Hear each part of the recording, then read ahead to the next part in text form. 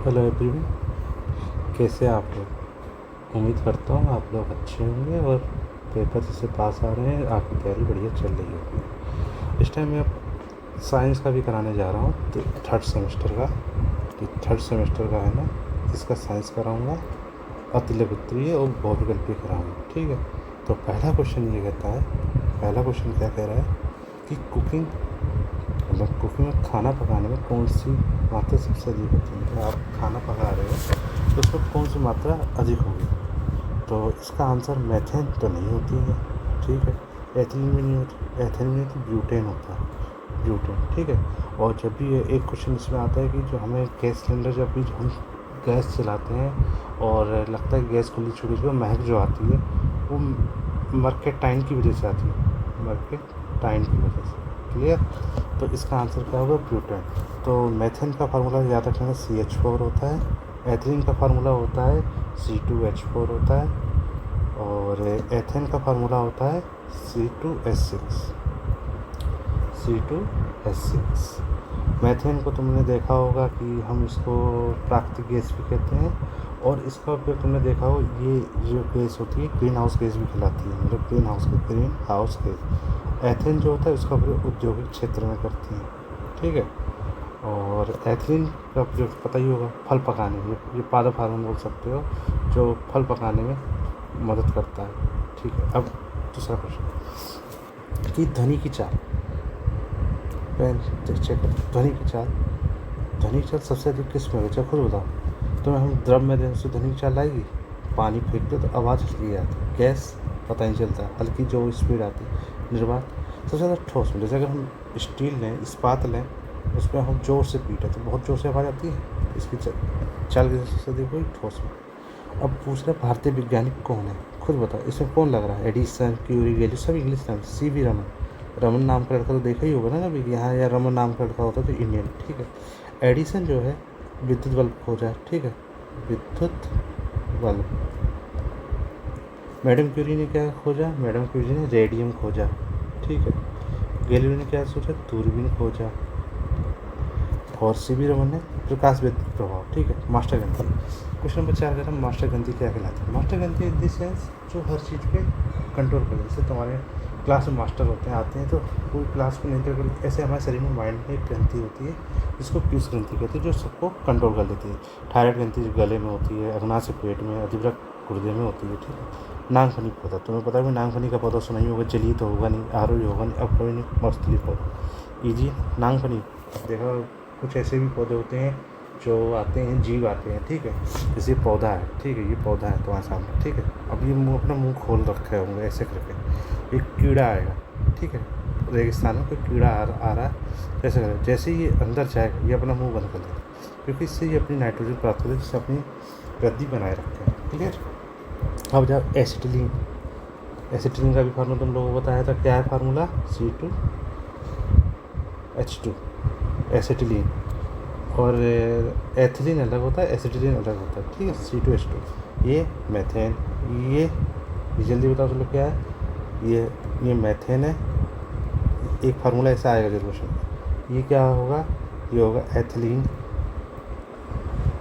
ये क्या फार्मूला, ये है एथेन। ठीक है, मेथेन, एथेन, और ये एथिलीन। क्लियर।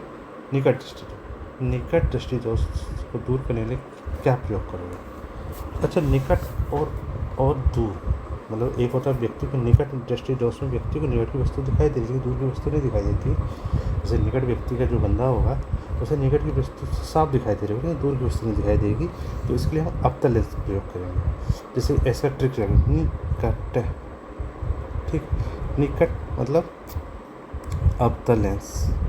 ठीक, और उत्तल, अब देखो उत्तल में ऊ आ रहा है ऐसे, उत्तल दर्पण। ठीक, उत्तल लेंस या दर्पण। ठीक, क्लियर। उत्तल दर्पण कैसे, दूरदृष्टि दोष के यूज करते हैं, दूर उत्तल में दूर, ऊ दिख रहा है, बस ये मानना है। ठीक, उत्तल। निकट में आ रहा अवतल, दूर उत्तल। क्लियर। ठीक, समुद्री स्थल पर दाब मापी की पारी की ऊंचाई कितनी होती है। देखो ना तो 80 होती है, ना 60 होती, ना 100 होती, क्षेत्र। जब भी आप किसी समुद्र स्थल किनारे जाएंगे और यहाँ पारा लेके से कोई ताप मापी यंत्र लेके जाएंगे तो जो ऊंचाई जो दिखाई जाएगी ना पारे 76 सेंटीमीटर पर दिखाई जाएगी। क्लियर। क्वेश्चन नंबर 9 पाते हैं। लिखा है निम्नलिखित में कौन सा पत्ती से संबंधित नहीं है। ठीक है, पत्ती से संबंधित नहीं है। अच्छा ये बताओ, पड़ जहाँ दिख रहा है तो आपको, देखो ये पड़ है, ये पड़ है, ये पड़, ये तो समझ में आ रहा है ना कि पड़ मतलब पत्ती, तो ये तो पत्ती से संबंधित लगी रही है, तो ये नहीं हिस्सा। ठीक है, पड़ क्लियर हो रहा है नहीं हो रहा है ये बताओ पहले। पड़ाधार, पड़ भी तो पत्ती होता है, तो पत्ती से तो संबंधित दिख ही रहा है। और पड़ फलक तो तुम्हें पता है ना, यहाँ पे इस पर हम प्रकाश संश्लेषण क्रिया होती है, इससे पोते अपना भोजन बनाते हैं, प्रकाश संश्लेषण क्रिया होती है। ठीक है, संश्लेषण। ठीक है, पड़ाधार क्या होता है, जहाँ पे ये पत्ती जो ये जैसे तना है, ये तना, ठीक है, तो पत्ती से जुड़ जाती है। ठीक, यही कहलाता है पड़ाधार। ठीक है, कार्बन का अक्रिस्टलीय अपरूप क्या होगा। ठीक है, इसका आंसर सारा। ठीक है, कार्बन का अक्रिस्टलीय अपरूप क्या होगा। तो एक होता है क्रिस्टलीय, एक होता है अक्रिस्टलीय। देखो क्रिस्टल से समझ आ रहा है कि ये इस फॉर्म में दिया हो, क्रिस्टल फॉर्म में, जैसे पत्थर के फॉर्म में, क्रिस्टल मतलब टुकड़े के फॉर्म में होना चाहिए। तो ये जो ग्रेफाइट होता है वो टुकड़े फॉर्म में होता है, फुलरी भी होता है, हीरा भी होता है। हीरा जाओगे बाजार में गोलकंडा खरीदो तो वो टुकड़े फॉर्म में निकलेगा। ठीक है, अब लैम्प ब्लैक आकृष्टलीय मतलब बुरादा टाइप में, मतलब कोई संरचना नहीं है, लेकिन वो अगर तुम पर लैम्प जलता है उसकी जो कालिक होती है, जैसे ये लैम्प है, ठीक है, ये जल रहा है ऐसे करके, ठीक है, जो इसकी कालिक होती है ना साइड लग जाती है ऐसे ब्लैक करके, ऐसे ये जल रहा, तो ये होता है ना आकृष्टलीय फॉर्म में होता है। ठीक है, अब आ जाओ, पृथ्वी प्रत्येक वस्तु अपनी होती है, किसने बताया। अच्छा खुद बताओ। ये तो बचपन में सब लोग कहते हैं कि न्यूटन भैया जी पेड़ के नीचे बैठे थे, ऐसे ही पेड़ था है, इसमें न्यूटन भैया आराम से मस्त बैठे थे, ऐसे करके लेटे हुए, यहाँ से एप्पल गिरा, तो कोई वस्तु अपनी ओर खींच रही, तो क्या है इसकी थ्योरी किसने, आइजैक न्यूटन ने। क्लियर। सीवीरन प्रकाश में तो बॉस ने, वनस्पति विज्ञान ने, और अल्बर्ट आइंस्टाइन का तो बताइए। ठीक, कुमार के चाक की गति कैसी होती है। अच्छा, कुमार क्या करता है, कुमार जो कर रहा है, कुमार ऐसे करे, कुमार क्या कर सकता है, जैसे ये है, ये ऐसे करके कुमार ऐसे करके करता है। क्लियर। ठीक है, ऐसे घूमता जा रहा, गति ये तो घूर्णन गति, मतलब ये कोई चीज़ ऐसी लगाता हाथ लगाता था, ये घूमता था, ये घूर्णन गति। क्लियर। समान वृत्त की लंबाई। अच्छा खुद बताओ, क्या तो हम 0.5 मीटर से 1 मीटर की वृत्त की लंबाई पूछ सकते हो। नहीं। 0.1 मीटर नहीं, 3 मीटर से 3, ये अधिक है ना, अभी सबसे अधिक भी नहीं हो सकता, इसका आंसर 6 होगा। ठीक है, प्रथम प्रकार के उत्तोलक का उदाहरण बताइए। प्रथम प्रकार के उत्तोलक 3 प्रकार के मुख्य रूप से होते हैं, जैसे एक होता है प्रथम टाइप का, एक होता है सेकंड टाइप का, एक होता है थर्ड टाइप का। ठीक है, बस इसका क्या होता है, 3 चीज़ याद रखो कि प्रथम 3 चीज़ याद रखो कि जो आलम्ब है, अगर आलम्ब जो है भार व आयास के बीच में, आयास के बीच, तो प्रथम प्रकार का होगा। बस अब बाहर ला दो, इधर पढ़ते जाओ हर बार, बाहर अगर आ जाए। अब सेकंड वाले में क्या कर रहा है कि जो बाहर लेके आना, ठीक है, तो बाहर को बाहर लाया, अब क्या बचा, है आलम्ब और आयास के बीच। ठीक है, और इसके बाद अब बाहर हो गया तो आयास बचा है। अब आयास अगर बाहर आ गया तब क्या बचा है, बाहर व आलम के बीच। बस ये 3 टाइप के होते हैं। इससे एग्जाम्पल याद करके जाना, ये एग्जाम्पल का सबसे फेवरेट क्वेश्चन हो सकता है। पहले वाले का एग्जाम्पल बता दें, पहले वाले का एग्जाम्पल लिख लेना, कैंची तराजू। ठीक है, दूसरे वाले का एग्जाम्पल है, सब लोग ध्यान से सुनना, लिखो सब लोग, सरोता, नेल कटर। ठीक है, और तीसरा वाला पार्ट जो लिखोगे इसका आंसर क्या होगा, तुम लोग खुद बताओ। चिमटा, एक और एग्जाम्पल बताओ। ठीक है, तो इसका आंसर क्या होगा बताओ। प्रथम प्रकार, देखो कैंची तराजू कहीं है, प्रथम प्रकार के। सरोता तो होगा नहीं, सरोता यहाँ आ गया, नेल कटर यहाँ आ गया, सरोता नहीं होगा, तो इसका आंसर आ जाएगा क्या, हैंड पंप। क्लियर? ठीक है। अब्सेसिव अंग क्या होता है? अब्सेसिव अंग क्या होता है? अब्सेसिव मतलब कोई चीज़ हम यूज करने के बाद जो बच जा रही है, मतलब अब्सेसिव मतलब अनावश्यक है, मतलब बेफालतू है, कोई यूज नहीं कर पा रहा, अति आवश्यक नहीं, अनावश्यक। ठीक है। क्वेश्चन नंबर आ जाओ कौन सा लिखा है कि कौन सी गैस सुरक्षित है और ज़्यादातर सभी आग बुझाने वाली मशीनों में उपयोग किया जाता है? नाइट्रोजन डाइऑक्साइड बिल्कुल नहीं करते हैं। कार्बन डाइऑक्साइड, जब भी घर में ये याद रखना कि अगर घर में आग लग जाए और तुम्हें ये लग रहा है कि हाँ बुझाना, तो पानी नहीं यूज करना कभी भी। पानी यूज करते तो वो आग को बढ़ा देगा। कार्बन डाइऑक्साइड गैस यूज करना, इसलिए घर में जब भी हो तो मतलब अपने पास एक मतलब अग्निशामक यंत्र रखना जरूरी होता है कई बार आग को नियंत्रण पाने के लिए। तो हमेशा जो अग्निशामक यंत्र में कार्बन डाइऑक्साइड के पाउडर या कार्बन डाइऑक्साइड यूज की जाती है। ठीक है। दाब का, दाब बराबर क्या होता है?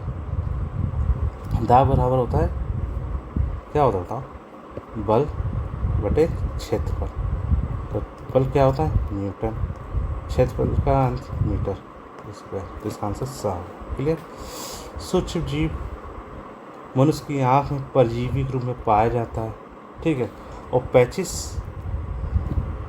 ठीक है, और 25 रोग का उत्पन्न करता है। तो ये कौन सा साइनोबैक्टीरिया होता है? लैक्टोज दूध में होता है। साइनोबैक्टीरिया ये भी नहीं होता, ये उसमें होता है मतलब पौधों में यूज किया जाता है, मतलब पौधे के उत्पादन में। तो एंटी अमीबा हिस्टोलिट का याद रखना, क्वेश्चन इंपॉर्टेंट है कि कौन सा जो है 25 रोग का उत्पन्न होता है? Anti amoeba histolytica. वाहिकट, जैसे तुमको तो वाहिकट जब पकड़ते हैं खुद बताना, वाहिकट जब पकड़ते हैं क्या तुमको ये लगता है कि उसमें अस्थि है? अस्थि है लेकिन इनसाइड में है।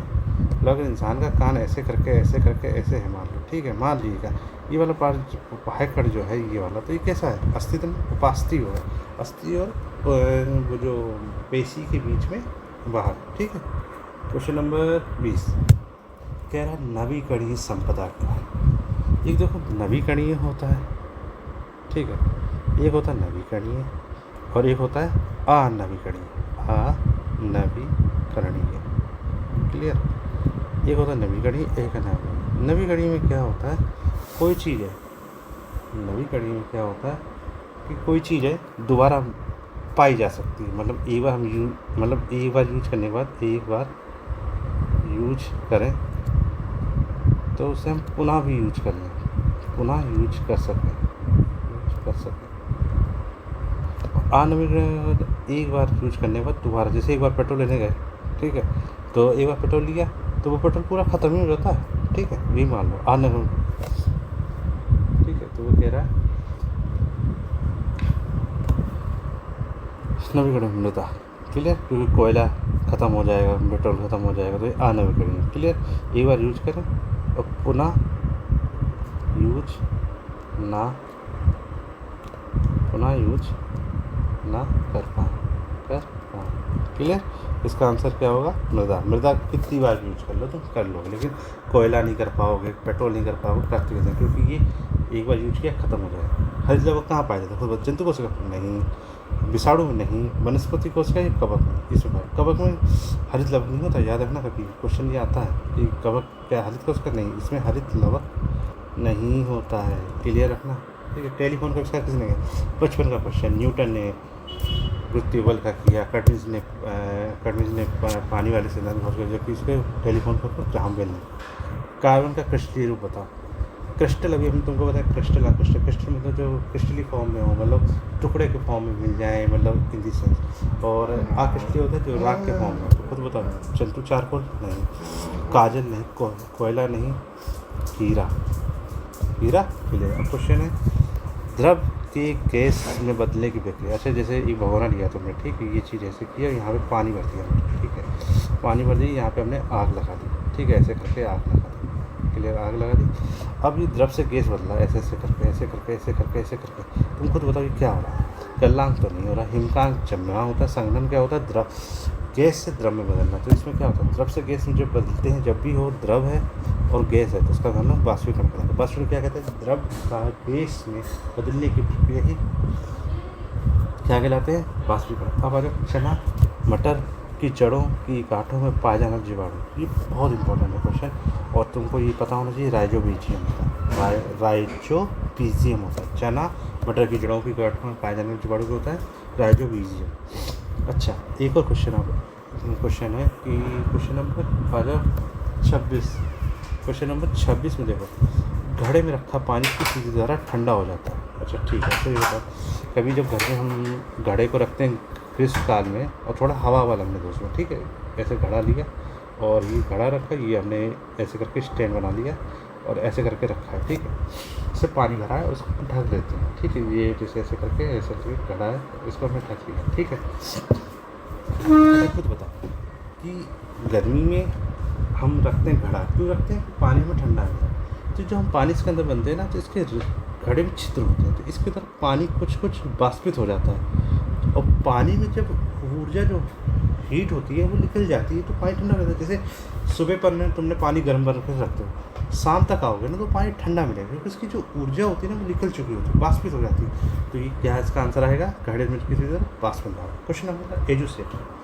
एजुसेट क्या है? एक शैक्षिक उपग्रह या फिर शैक्षिक समिति तो नहीं है, शैक्षिक कार्यक्रम में शैक्षिक उपग्रह होता है, ठीक है, क्लियर। क्वेश्चन नंबर आ रहा है, पत्ती में पाए जाने वाला रंध्र किस स्थित होता है? पत्ती में पाए जाने वाला रंध्र जो होता है स्थित होता है निचली सतह पर, ठीक है, मतलब रंध्र जो होता है, छिद्र जो होते हैं ऐसे, जैसे पत्ती का ये वाला पत्ती वाला पार्ट है, ठीक, ऐसे ये कभी देखा हो ना तो बहुत छोटे छोटे दिखते हैं, ठीक है, निचली सतह पर, निचली सतह। दाब अधिक हो, बैठने पर नहीं, एक पेड़ पे खड़े होने से नहीं, दोनों पेड़ से खड़ा होने पर नहीं, इतना दाब नहीं। एक पेड़, जैसे तुम कभी लेटे रहो बैठे रहो, नहीं था, जब आप एक पैर पे खड़े होते हैं, जैसे ये जो बंदा है, ठीक है, ऐसे बंदा है, ये पैर है, एक पैर ये है, वो ऐसे करके खड़ा हो जाता है, मतलब मान लो ये एक के बल खड़ा हो जाता है ऐसे करके, जिसको क्या दाब अधिक लगता है, बैलेंस बना कर रखते हैं, एक पैर पे खड़े होने पर दाब अधिक लगता है, ठीक है। हमें बताओ कि से किसमें कार्बन नहीं पाया जाता? फिर मैं एजुकेशन से, रोटी, नमक, चाय। अच्छा एक बताओ, रोटी कार्बोहाइड्रेट होता है, तो कार्बन तो है ही इसमें, ठीक है। चीनी ग्लूकोज होता है, ग्लूकोज में भी कार्बन होता है, ये तो पता ही होगा। कोयला, पेड़ पौधे में कार्बन नहीं होता, ये तो कोयला का बहुत बड़ा भाग है, तभी तो प्रदूषण में इतना फैला, नमक में नहीं होता, क्योंकि नमक का फार्मूला अगर सही से याद होगा तो NaCl। बताओ यहाँ कार्बन कहाँ है? कहीं बताओ, नहीं है ना, तो इसका फार्मूला आंसर क्या है? कार्बन का। अच्छा बताओ, फिर से क्रिस्टलीय अक्रिस्टलीय सब लोग अच्छे तैयार कर जाएंगे। अक्रिस्टलीय कार्बन का अप्रूव क्या है? अक्रिस्टलीय सेंस आपके पास क्रिस्टल फॉर्म में नहीं होता, ग्रेफाइट क्रिस्टल में होता है, हीरा क्रिस्टल में होता है, क्लिन क्रिस्टल में होता है, शुगर चार्कोल, मतलब बुरादा फॉर्म में, ठीक है। अब आ जाओ क्वेश्चन नंबर, ठीक है, अच्छा उसने पूछा अनुप्रस्थ तरंगों में दो स्रगों की बीच दूरी क्या होगी? अच्छा खुद बताओ। तो ये है तरंग, ठीक है, जैसे ये जा रहा, ये गया, ये गया, ये गया, ये गया, ये पूछ रहा है दो स्रग, मतलब स्रग में से तो ऊपर का उठा हुआ ग्रत, ठीक है, और ग्रत होता है गिरा हुआ, ठीक है, स्रग है ये, और इसके बीच की दूरी पूछ रहा था, ये क्या कहलाती? तरंग है, क्लियर। दो स्रगों के बीच की दूरी क्या कहलाती? तरंग है, ठीक है, इसका आंसर साफ। क्वेश्चन नंबर आ जाओ, डॉक्टरी थर्मामीटर में ताप मापने का विभाजन कौन सा स्केल से होता है? 0 से नहीं, 32 से नहीं, ये 95 से 32.212 नहीं, ये 95 से 110 फ़ारेनहाइट डॉक्टरी थर्मामीटर में, ठीक है। 100 डिग्री सेंटीग्रेड ना सोचना कभी, अरे 100 टेम्परेचर नहीं, फ़ारेनहाइट, ठीक है। कह रहा है किसी वस्तु को, ठीक, किसी वस्तु को जल में पूर्णतः डुबाने पर जैसे लगने वाला उत्प्लावन बल वस्तु का भार अंततः क्या होगा? अच्छा जैसे मान लो ये है मेरे पास एक टब है, ठीक है, इसमें पानी भरा है, ठीक है, हमने माना ये रखा कुछ, जैसे बॉल रखी, ये मेरे पास एक बॉल रखी है, ठीक, क्वेश्चन देखना सब लोग समझना, मैंने यहाँ से प्रेशर मारा, ठीक है, किसी वस्तु को जल में पूर्णतः डुबाने पर लगाया वस्तु का भार, तो इसमें वस्तु के भार का जो बल लग रहा हो, जैसे इसमें भार बल लग रहा होगा, तो ये हमेशा क्या होगा? बैलेंस रहेगा, डूबेगा नहीं, तो क्या होगा? वस्तु जल में डूबेगी नहीं, वस्तु सतह पर तैरेगी, क्लियर। क्वेश्चन नंबर, आखिरी क्वेश्चन होकर इसका आगे कर कराएंगे, ठीक है। और क्वेश्चन हम सोच रहे हैं कि आपको अतिलग्त्री भी कराते साथ में, ठीक है। जब वस्तु अवतल दर्पण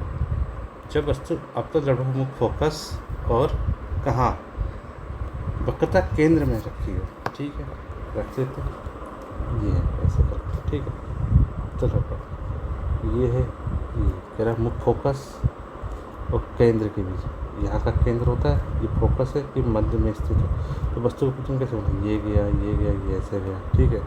उल्टा बनेगा, ठीक है, ऐसे करके ऐसे गया, फिर ये ऐसे गया, ठीक है, ये ऐसे जाएगा, फिर ऐसे जाएगा, ये ऐसे करके ऐसे, उल्टा वास्तविक और वस्तु से बड़ा, तब इसका आंसर ऐसा है। मतलब उल्टा तो बनना है, लेकिन इससे बड़ा भी बनेगा, ऐसे। क्लियर।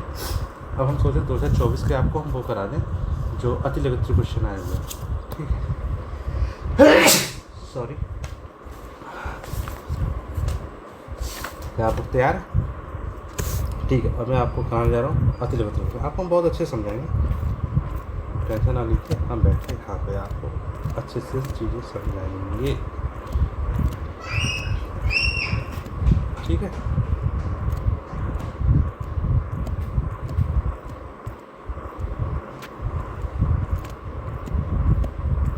क्वेश्चन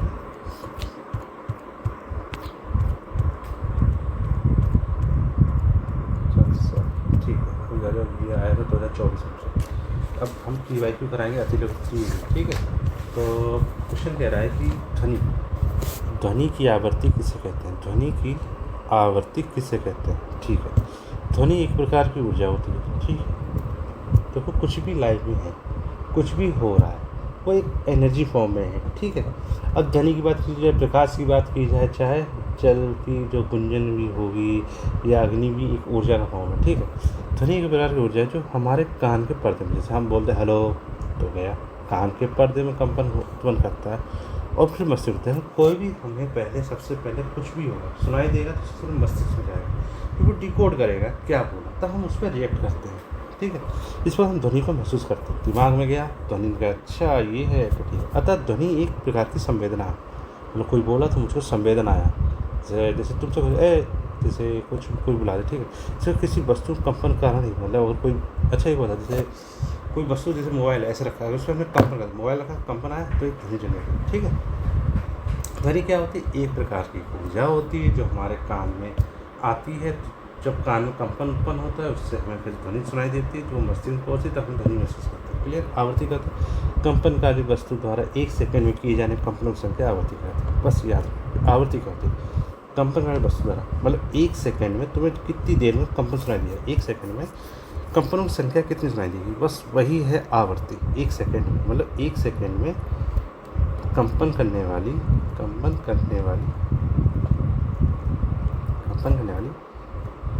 वस्तु कंपन वाली वस्तु द्वारा कंपनों की संख्या, ठीक है, कंपनों की संख्या। क्लियर। तो इसको हम क्या कहते हैं, आवृत्ति बराबर 1/आवर्त कर। तो ये फार्मूला याद रखना कि आवृत्ति बराबर 1/आवर्त, n बराबर 1/1/t। क्लियर।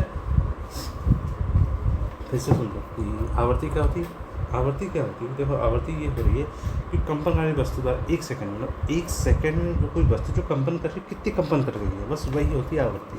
इसको हमेशा रखो, फ्रिक्वेंसी को, आवृत्ति को हमेशा हर्ट्ज से डिनोट करते हैं। आवृत्ति को जो है आवृत्ति को f और इसका मात्रक जो है वो होता है हर्ट्ज। क्लियर, h है, ठीक है। अब आ जाओ हाइपर मोटोपिया, जैसे पिया लगा हो तो ये समझ लो ये नेत्र से दिक्कत है। हाइपरमोटोपिया में व्यक्ति दूर की चीज़ों को आसानी से देख सकता है, परंतु पास की वस्तु कहते हैं तो उसे देखने में दिक्कत आती है। समझो कैसे कि क्या कहना चाहता है हाइपरमोटोपिया। हाइपरमोटोपिया ये कह रहा है कि व्यक्ति दूर की वस्तु तो आसानी से देख पा रहा है, मतलब ये बंदा ये है, ये खड़ा है, ये वस्तु यहाँ की वस्तु को देख पा रहा है आराम से ऐसे करके, लेकिन पास की वस्तु को जब देखता है तो उसे बड़ा धुंधला ऐसे उसको ब्लर दिखाई देता है इसको, ठीक है। इसे देखने में दिक्कत आती है। हाइपरमोटोपिया में वस्तु को रेटिना दूर बनता है, मतलब कोई भी वस्तु अगर उसकी रेटिना में बनना चाहिए जबकि पास में दूर बनता है, ठीक है। क्लियर। फिर क्वेश्चन नंबर है काजीरंगा राष्ट्रीय उद्यान कहाँ स्थित है। काजीरंगा राष्ट्रीय उद्यान तो बहुत फेमस क्वेश्चन, किस जंतु के लिए। तो काजीरंगा राष्ट्रीय उद्यान जो है वो है असम में। जब भी जाना मतलब वहाँ पे काजीरंगा राष्ट्रीय उद्यान असम में है। किस वस्तु, तुमने सुना काजीरंगा एक सिंह वाले गैंडे के लिए फेमस है, ठीक है। इसकी स्थापना 1904 में हुई तथा ये एक भारतीय गैंडे के लिए सुरक्षित क्षेत्रों में घोषित किया गया है। तो काजीरंगा राष्ट्रीय उद्यान कहाँ स्थित है, ऐसे 5-6 राष्ट्रीय उद्यान हैं, जैसे राजाजी राष्ट्रीय उद्यान कहाँ है, राजाजी राष्ट्रीय उद्यान कहाँ है, उत्तराखंड में है। और वाल्मीकि कहाँ है, वो बिहार में है। और सेंट वो 5-6 हैं जो राष्ट्रीय उद्यान, जिनको आपको हमेशा, जो पेंच टाइगर रिजर्व हो गया, राष्ट्रीय उद्यान हो गया, नेशनल पार्क हो गया, ये थोड़े बहुत पढ़ लेना, इस जरूरी नहीं याद है, ठीक है। अब कह रहे हैं कि मधुमेह रोगी के किन्हीं 4 लक्षणों का उल्लेख कीजिए। ठीक, क्वेश्चन नंबर 4 है कि मधुमेह रोगी के किन्हीं 4 लक्षणों का उल्लेख कीजिए। अच्छा, मधुमेह जैसे आजकल की बहुत कॉमन बीमारी, ये सबको पता है ना मधुमेह वाली, कि आजकल जो है ना इसकी जो प्रॉब्लम है ना बहुत कॉमन हो गई है, ठीक है। तो क्या होता है कि मधुमेह वाले इंसान में क्या होता है, इसको शुगर रोक दिया जाता है, क्योंकि उसकी बॉडी में जब शुगर रोक देंगे तो वो क्या होगा, उस पर कंट्रोल किया जाता है, वरना उसको फिर बेचैनी दिक्कत होने लगती है। 4 लक्षण बताने हैं, ठीक है। तो जैसे कोई व्यक्ति है, फिर मधुमेह रोगी तो जानते हैं, तो मधुमेह क्या होता है पहले ये भी तो जान लेना जरूरी है कि मधुमेह व्यक्ति जो है, होता क्या है कि उसका जो व्यक्ति के रक्त में जो ग्लूकोज होता है, जैसे कोई भी व्यक्ति है उसके में जो, जैसे हम लोग के शरीर में ब्लड बह रहा है, जैसे ये व्यक्ति है, ठीक है, इसके में ब्लड बह रहा है, ठीक है, ऐसे करके ऐसे करके बह रहा है नस में, ठीक है। तो जो बह रहा है तो उसमें क्या होता है, एक समान मात्रा रक्त की में ग्लूकोज होता है, जब उसकी मात्रा बढ़ जाती है समझो उस व्यक्ति को मधुमेह हो गया, ठीक है, मतलब उसको डायबिटीज़ हो गई है। तो ये तो हो गया, लक्षण बताना है, ठीक है। लक्षण मान लो कि उसके लक्षण हो सकते हैं कि लक्षण कैसे हो सकते हैं, उसको बेचैनी हो सकती है, ठीक है, ये हो सकता है, उसको मोटापा आ रहा होगा, ठीक है, और उसको मतलब और कोमा में भी जा सकता है व्यक्ति, ठीक है। ऐसी एक मधुमेह रोगी क्या होता है, ठीक है। क्वेश्चन नंबर आ जाओ, खनिज। मधुमेह रोगी 4 लक्षण हो गए, अब आ जाओ खनिज क्या है। तो खनिज क्या होता है, प्रकृति के भीतर पाए जाने वस्तुएं उनके यौगिक को जिस रूप में पाया जाता है उसे खनिज कहते हैं। मतलब खनिज क्या होगा, तुमसे कोई बैठा खनिज बताओ, तो खनिज में मतलब हम पृथ्वी के भीतर जो भी वस्तु पाई जा रही है, धातुएं या जो भी जिसमें पाए जाते हैं खनिज कहते हैं। किसी खनिज के नाम से क्वेश्चन सूत्र, इसे खनिज को मुख्य कहते हैं। कॉपर, थायराइड, CuFeS2 एक खनिज होता है जिसमें कॉपर का है, सूत्र से स्पष्ट होता है ये कॉपर आयरन वस्तु, साथ ही कैसे लिखने के लिए पदार्थ खनिज पदार्थ कराता है। क्या तो अच्छा, मैं तुमसे एक बात बताऊँ, सच्ची बताना, मैं तुमसे पूछूँ खनिज कैसे है। खनिज जैसे आप कभी गए, ठीक है, और खनिज मतलब माइनिंग जब होगी तो वहाँ से कुछ ना कुछ पदार्थ तो निकलेगा, तो पदार्थ जो है ना कई सारे जो तत्वों का मिश्रण मिलेगा, मतलब ऐसा नहीं कि लोहा अलग मिल गया, कॉपर अलग मिल गया, ऐसा नहीं मिलेगा, एक मिक्स फॉर्म मतलब एस फॉर्म में मिलेगा। तो खनिज जी मान लो से आपके माइनिंग करी, तो माइनिंग जो हमें वस्तु मिली तो वो बहुत सारे तत्वों का मिश्रण होगा, जिसको एस कह सकते हैं, वो कई सारे, इसको अलग अलग करके लिखा है। जैसे एग्जाम्पल यहाँ पे दिया कॉपर थायराइड, CuFeS, यहाँ देखो कॉपर भी है और Fe भी है, ठीक है। अतः स्पष्ट कॉपर से पृथ्वी तथा साथ ही पृथ्वी से घर्षण करने वाले पदार्थ को खनिज पदार्थ कहते हैं, ठीक है। अब जब क्वेश्चन पूछ रहा एथेन और एसिटिलीन, क्या मैंने इसके बारे में तुमको बताया था, बताइए एथेन का फार्मूला क्या होता है।